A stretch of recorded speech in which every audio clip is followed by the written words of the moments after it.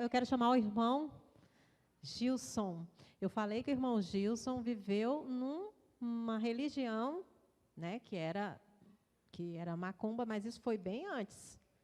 Porque agora, no passado recente, ele era pastor. O irmão, ele é pastor, tá? Não era, não. Ele é pastor. Só que aí ele conduziu uma igreja, né, irmão? E agora ele é pastor, continua sendo pastor, né? E veio para a nossa igreja agora, né? Um pastor operando aqui dentro da nossa fé também. Amém? Obrigada, irmão Jesus. Obrigado, Marcida. Feliz sábado, queridos. Acho que está todo mundo cansado. Não é igual aquelas vigílias que eu fazia na Pentecostal, que ia de 7 da noite até 7 da manhã. Então responda, por favor. Feliz sábado. Feliz sábado. Amém. Abra sua Bíblia, por favor, queridos, em Salmos 42.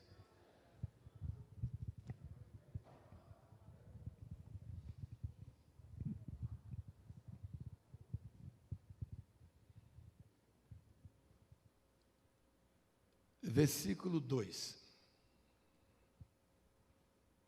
que diz assim: a minha alma tem sede de Deus, do Deus vivo. Quando irei e me verei perante a face de Deus? Amém? Você pode orar comigo? Fecha teus olhos. Soberano Deus, Pai triuno, ao encerrar essa vigília, eu preciso, por favor, que o Senhor me conceda, Jesus, a tua graça, para que eu possa não falar por mim, mas falar pelo Espírito Santo de Deus, para que seja compreensível o meu testemunho e a palavra que vem aos meus lábios para mim, para os irmãos que ouvem, em nome de Jesus. Amém. Queridos, eu tenho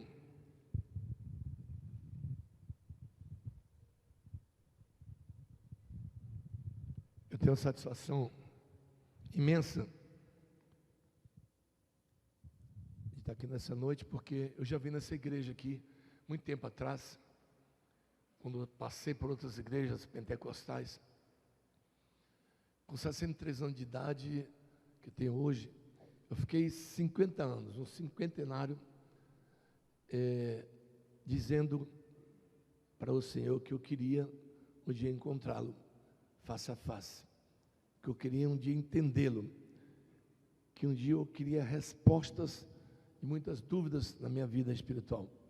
E aí começou a minha guerra, a minha batalha espiritual, quando eu tinha 13 anos de idade. Eu fui coroinha dos 10 aos 12, aos 13 um colega, filho de um amigo do meu pai, chamou: não vamos ficar aí nascendo coroinha, não, ele era coroinha também. Vamos no grupo jovens dos kardecistas, lá tem um bocado de menino sabido, já tem uns que recebem espírito. Aí eu fui nessa live dele, né? E acabei me filtrando pelo kardecismo com 13 anos. E aos 16 anos já era médium. Aos 18 já ia publicar um livro de psicografia, psicografando com as duas mãos, com mais de 10 entidades que eu recebia, algumas delas inconscientes. Aí me enveredei. Paralelamente com a minha vida espiritual no kardecismo, eu comecei a treinar o esporte que foi o esporte da minha vida, que me levou a competições internacionais, que foi o karatê. E eu lembro que algumas vezes, irmãos, hoje eu tenho consciência disso, irmão William. Irmão William, estou citando ele, que eu conheci esse rapaz há uns 40 anos aqui, né, William? Já te dei bênção, não foi? Eu me lembro que algumas vezes eu já fui para campeonatos de nível nacional, lá em Ibirapuera, em São Paulo, e ganhei lutas incorporado. É mole. Ganhei lutas que eu sabia que não era eu, que eu não tinha aquela habilidade. Enfim, trilhei nesse caminho aqui em Nápoles. Foi o maior período que eu passei como kardecista, que aqui em Nápoles, um cidadão, que eu prefiro não citar o nome, meu amigo, saudoso, já se foi, em 3 centros espíritas que nós fundamos aqui, construímos, ele disse para mim um dia: o irmão Gilson, você tem que sair daqui de dentro das 4 paredes do Centro Espírita Kardecista, você tem que levar a codificação de Kardec dentro das igrejas, olha, dentro dos centros de Umbanda. Aí eu fui para Umbanda. Paralelamente, catecismo com Umbanda. Depois de uns 6 meses, agora você tem que fazer esse mesmo trabalho dentro do Queto, no Candomblé. Aí eu fui para dentro dos centros Queto, Candomblé, aqui em Eunápolis. Até que no dia 27 de outubro de 1997, eu estava com ânsia de suicídio, que eu tinha um projeto de um hotel, pelo qual Deus depois me concedeu, depois de 20 anos, pelo qual o Ilha é meu hóspede, meu amigo, temos uma parceria. Eu estava querendo tirar minha própria vida, porque as entidades disseram que esse projeto do hotel não ia dar certo nunca se eu não fizesse um assentamento, uma oferenda de sangue, pacto de sangue. Aí Deus falou, basta. Aí nessa manhã do dia 27 de outubro, eu amanheci com essa ânsia de suicídio, chamei minha esposa, os 2 filhos menores, um que está fazendo medicina hoje, estava com 8 meses, outro que é designer aqui na cidade, está com 29 anos hoje. Eu disse, Aninha, vamos ali no Ifá. O Ifá era a casa, no dialeto Orumbá, hoje eu sei que é casa de demônios, a gente chama lá no dialeto, casa dos orixás. Eu fui lá para dentro com minha esposa, ela nunca gostou, mas como tinha umas entidades que realmente ela tinha que anotar para mim alguma coisa, que eu falava inconsciente. Quando eu entro com ela, isso 6 horas da manhã, e faço todo o sincretismo religioso, dentro e fora daquele templo, que era uma cabana indígena, construída recentemente, mais de 80 imagens lá dentro, tudo sincretizada. Eu chamei a incorporação, chamei a entidade, e ali eu ouvi uma voz que não era mais de espíritos outros, se não fosse o Espírito Santo de Deus, que disse para mim, a partir de hoje você não vai ser mais espírita. Eu não entendi aquela voz estranha, fui lá fora novamente, fosse a barra, e aí veio a voz dizendo, saia daqui de dentro, se prepara que você vai ser um missionário, vai ser um evangelista, vai ser um pastor um dia, saia daqui de dentro. Aí me deu calafrio, chamei minha esposa, saí dali de dentro. Aí disse para ela, troca meus filhos aí, que eu quero hoje ouvir de um pastor, que voz é essa? Que esses crentes malucos dizem que tem a voz do Espírito Santo de Deus, eu não sei que Espírito Santo de Deus é esse. Conheço os espíritos que trabalham comigo, que falam na minha voz. A minha esposa me exclamou dizendo, conversar com o pastor, Jus? Você? Se eu quero conversar com o pastor. Ela está trocando as crianças, começou pelo mais velho, deixou o pequeno no berço. Quando está trocando o Danilinho, uma entidade incorporou no Danilo, ele com 5 aninhos. Ele ficou todo deformado, dizendo que estava morrendo, que tinha uma coisa no ouvido dele, tinha uma coisa no ouvido dele. Eu não aguento, papai, eu não aguento, papai, eu não aguento, eu não aguento. E aí nessa hora, eu vi a voz de novo, dizendo, eu vou te ensinar a orar a partir de agora. Impõe as mãos sobre o seu filho. Já não era mais passe mediúnico, eu entendia que era Deus falando comigo. Aí coloquei as mãos sobre a cabeça do meu filho, ele atônito, parecendo que ia estourar a cabeça dele, botei a cabeça dele na perna da minha esposa, e comecei a colocar as mãos na cabecinha dele, e já comecei a falar uma linguagem diferenciada.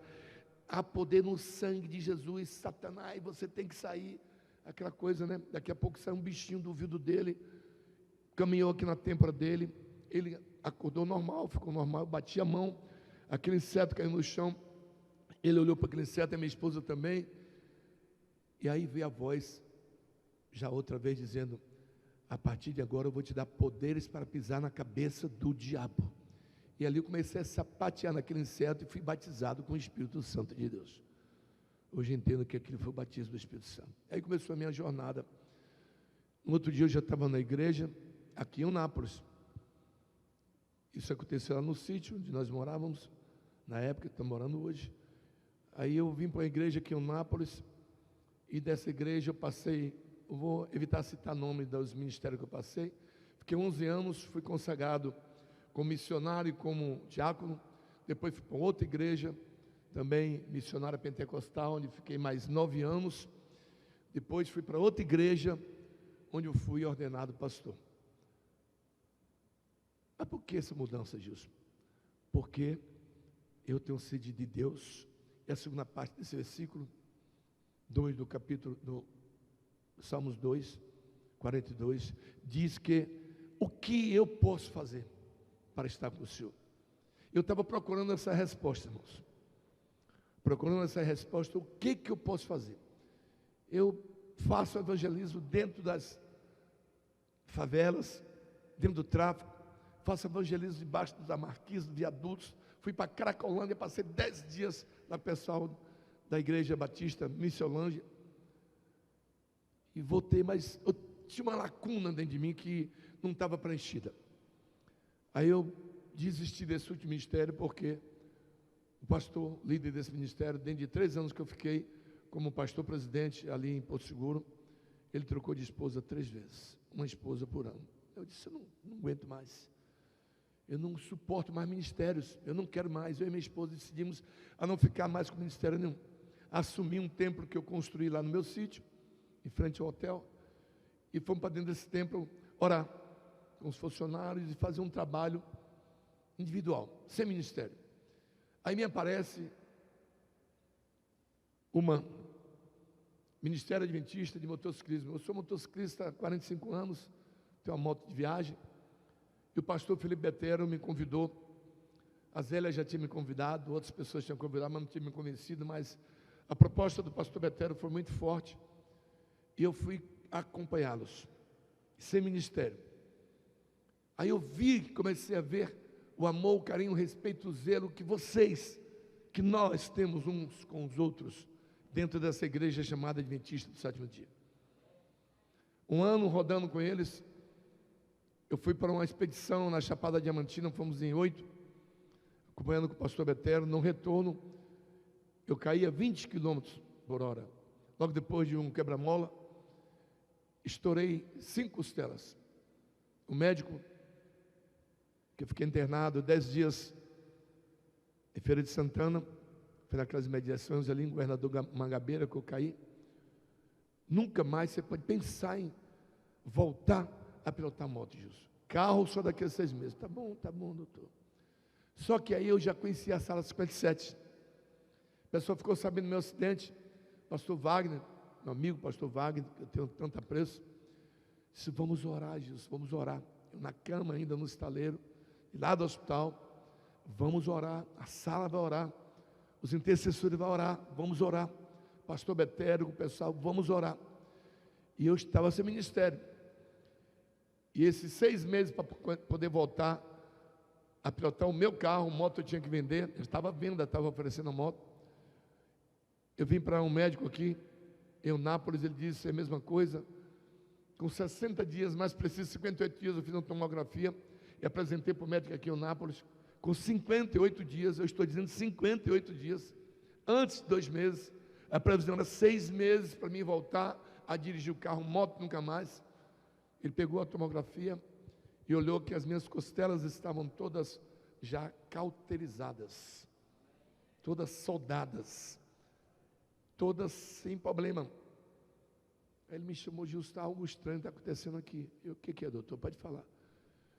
Em 2 meses vai fazer, depois de amanhã, as suas costelas estão todas cauterizadas, estão todas soldadas. Eu, como é que é isso, doutor? É normal, o seu metabolismo é forte, e soldou, e você agora pode levar a sua vida normal, com cautela. Pilotar a moto, é você que sabe. Aí no outro dia eu peguei a moto e fui fazer meus evangelismos com a moto. Estou com ela na porta aí, viajo. Eu estou resumindo, para não falar muitos detalhes dessa trajetória, irmãos, de 24 anos ininterruptos, sem perder um dia de estar fazendo evangelismo, fazendo missões, falando de Cristo para alguém. Aí nesse íntere, me aparece o escudamento, que é colocar esse pet aqui no peito e colocar o escudo nas costas, que eu fiz isso lá, dentro da minha pousadinha. O irmão Iris está ali, que foi lá também, e lá eu convenci a ele, conversei muito para poder ele voltar ao MAN. Teve um escudamento desse aqui na Vieiras, no dia 30 de outubro. O pastor Betero me chamou para poder ir lá ajudar no escudamento. Eu vou, pastor Betero, só que no dia seguinte choveu demais, de forma torrencial. Eu disse, mas eu vou de carro, tenho que ir de moto. Fica chato você, motociclista, vai lá fazer o escudamento, pastor Fernando. Aí eu vi a voz que eu vi lá tempo atrás, falar para mim o seguinte: você vai, debaixo de chuva, você vai se rebatizar na igreja adventista. Rebatizar. E eu tinha um certo preconceito com rebatismo. Eu rebatizar, meu Senhor, você vai se rebatizar, vai na chuva. Aí eu fiz um vídeo, postei para o pastor Betério, ele já estava lá 2 dias, postei para o pastor Wagner, da sala 57, só para os dois, minha esposa não sabia, 4h30 da manhã, eu estou indo sim na chuva, e estou indo para poder mergulhar nesse tanque, manda preparar um tanque aí, que eu vou mergulhar nesse tanque novamente. Eu quero ser um adventista do 7º dia a partir de agora, que agora no dia 30 faz 5 meses, fui, me rebatizei, estou feliz, estou alegre. Sabe por quê, irmãos? Porque esse versículo 2 de Salmos 42 me acompanhou direto, eu dizendo para mim mesmo: a minha alma tem sede de ti, Deus. E nessa trajetória, nesse ínter de 24 anos, irmãos, eu ia fazer uma ponte de safena, 4 pontes de safena, Deus me livrou. Eu ia amputar um rim, Deus me livrou. Eu fiquei cego por causa do diabetes do olho esquerdo, voltei a enxergar. Eu fui aposentado por invalidez. Todos os pontos da minha invalidez estão voltando ao normal. Não tenho receio de dizer isso, que eles não vão me desaposentar. Então, é incrível o que Deus faz quando você vai lá para Isaías 45, 2, 3, que diz: eu vou na tua frente, endireitando os caminhos tortos, quebrando as portas de bronze, despedaçando os ferrolhos de ferro, e ainda te mostrarei as riquezas encobertas e ocultas, espirituais e materiais, que tu ainda não vistes. Mas sabe por quê, irmãos, que você vai conseguindo essas bênçãos de tal forma, com a sua saúde, com o seu patrimônio, com o seu trabalho, com a sua família? É a intimidade com Cristo. Você tem que aprender a entrar no secreto. Mateus 6,6, Jesus convoca os seus discípulos dizendo: entra no secreto, entra no teu quarto, fala comigo, que eu vou te escutar, eu vou te entender e vou te recompensar. Eu pergunto para vocês estão entrando no secreto? Você já tem algumas experiências dessas que eu tive? Você está entubado. Eu fui entubado 3 vezes. Já fiz cirurgia da garganta, disseram que era um câncer, não é nada, porque eu tinha refluxo, queimou a corda vocal. Olha, tanta coisa que eu já tive, e hoje eu piloto minha moto, de vez em quando eu boto 150 para saber se eu estou vivo mesmo. Aí eu baixo, passei. Isso chama-se intimidade com Deus.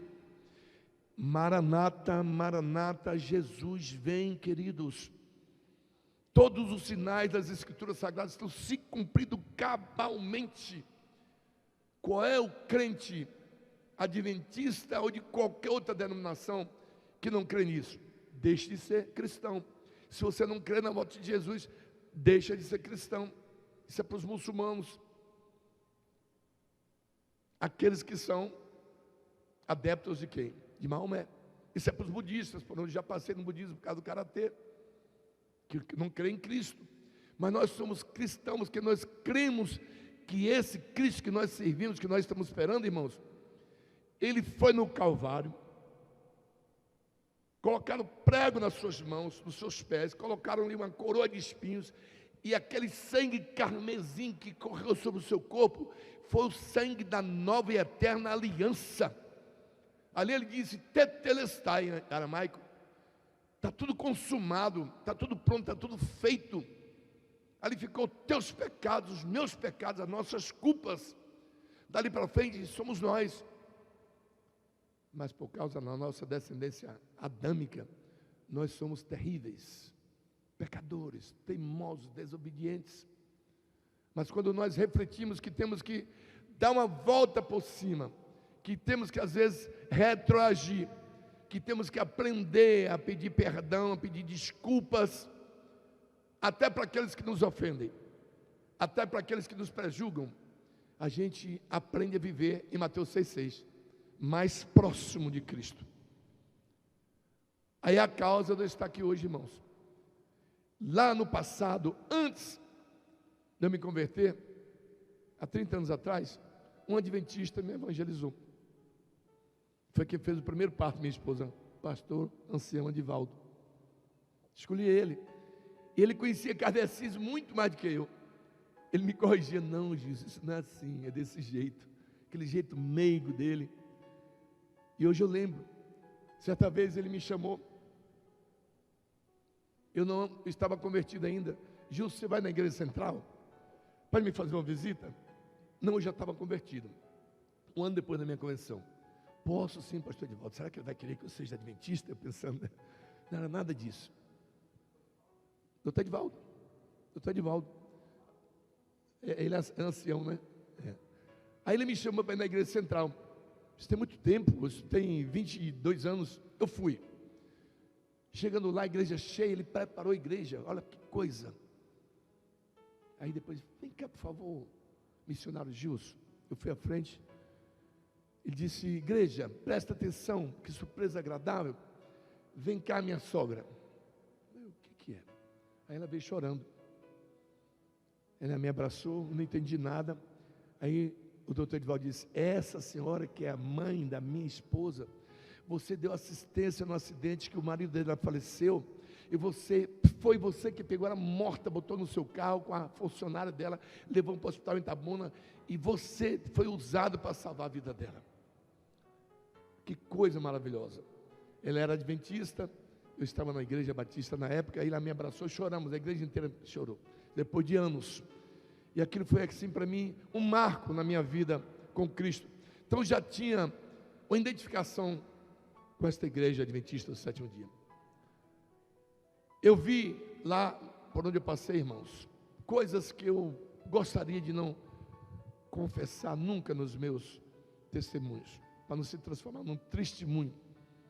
Pessoas que ficavam aqui no púlpito pregando sobre família e adulteravam.